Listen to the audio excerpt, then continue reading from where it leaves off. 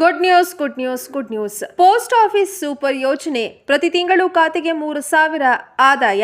ಹೌದು, ಇನ್ನು ಮುಂದೆ ನಿಮಗೆ ಪೋಸ್ಟ್ ಆಫೀಸ್ ಕಡೆಯಿಂದ ಪ್ರತಿ ತಿಂಗಳು ರೂಪಾಯಿ 3,000 ಸಿಗಲಿದೆ.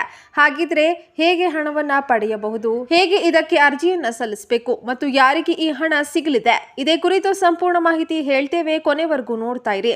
ಸ್ಕಿಪ್ ಮಾಡಿದ್ರೆ ಈ ಹಣ ನಿಮಗೆ ಸಿಗೋದಿಲ್ಲ.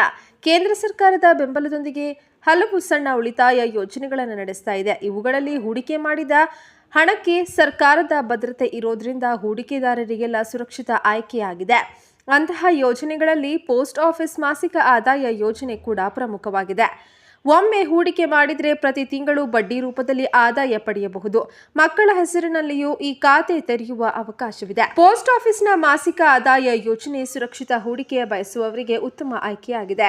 ಕೇಂದ್ರ ಸರ್ಕಾರದ ಭರವಸೆಯೊಂದಿಗೆ ಕಾರ್ಯನಿರ್ವಹಿಸುವ ಈ ಯೋಜನೆಯಡಿಯಲ್ಲಿ ಒಮ್ಮೆ ಹೂಡಿಕೆ ಮಾಡಿದರೆ ಪ್ರತಿ ತಿಂಗಳು ಬಡ್ಡಿ ರೂಪದಲ್ಲಿ ಆದಾಯ ಪಡೆಯಬಹುದು.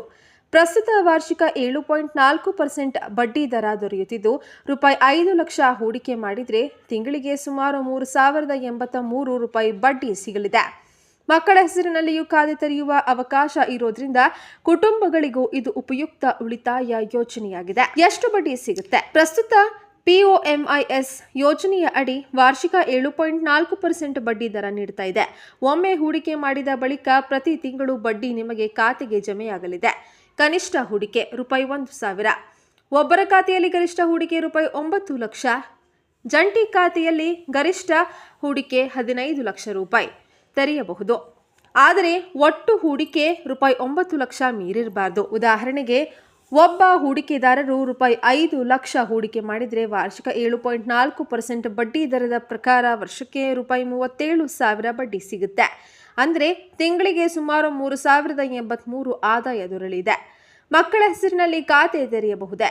ಹೌದು, ಪೋಷಕರು ತಮ್ಮ ಅಪ್ರಾಪ್ತ ಮೈನರ್ ಮಕ್ಕಳ ಹೆಸರಿನಲ್ಲಿ ಈ ಖಾತೆಯನ್ನು ತೆರೆಯಬಹುದು. ಒಬ್ಬ ವಯಸ್ಕ ವ್ಯಕ್ತಿ ವೈಯಕ್ತಿಕ ಖಾತೆ ತೆರೆಯಬಹುದು. ಗರಿಷ್ಠ 3 ವಯಸ್ಕರು ಸೇರಿ ಜಂಟಿ ಖಾತೆ ತೆರೆಯಬಹುದು. 10 ವರ್ಷ ಅಥವಾ ಅದಕ್ಕಿಂತ ಹೆಚ್ಚು ವಯಸ್ಸಿನ ಮಗು ತನ್ನ ಹೆಸರಿನ ಖಾತೆಯನ್ನ ಸ್ವತಃ ನಿರ್ವಹಿಸಬಹುದು. ಲಾಕ್-ಇನ್ ಅವಧಿ ಮತ್ತು ಖಾತೆ ಮುಚ್ಚುವ ನಿಯಮಗಳು. ಯೋಜನೆಯ ಅಡಿಯಲ್ಲಿ ಲಾಕ್-ಇನ್ ಅವಧಿ 5 ವರ್ಷಗಳು. ಖಾತೆ ತೆರೆದ 1 ವರ್ಷಗಳ ಒಳಗೆ ಹಣ ಹಿಂಪಡೆಯಲು ಅವಕಾಶವಿರುವುದಿಲ್ಲ. 1 ರಿಂದ 3 ವರ್ಷದೊಳಗೆ ಖಾತೆ ಮುಚ್ಚಿದರೆ ಠೇವಣಿ ಮೊತ್ತ 2% ಕಡಿತ ಮಾಡಲಾಗುತ್ತೆ. 3 ವರ್ಷಗಳ ನಂತರದಿಂದ 5 ವರ್ಷಗಳ ಒಳಗೆ ಖಾತೆ ಮುಚ್ಚಿದರೆ 1% ಕಡಿತ ವಿಧಿಸಲಾಗುತ್ತೆ. ಬಡ್ಡಿ ಹಣವನ್ನು ಹೇಗೆ ಪಡೆಯಬಹುದು? ಯೋಜನೆಯಡಿ ಗಳಿಸುವ ಬಡ್ಡಿಯನ್ನು ಪ್ರತಿ ತಿಂಗಳು ಪೋಸ್ಟ್ ಆಫೀಸ್ ಉಳಿತಾಯ ಖಾತೆಗೆ ECS ಮೂಲಕ ಬ್ಯಾಂಕ್ ಖಾತೆಗೆ ವರ್ಗಾಯಿಸಿಕೊಳ್ಳಬಹುದು.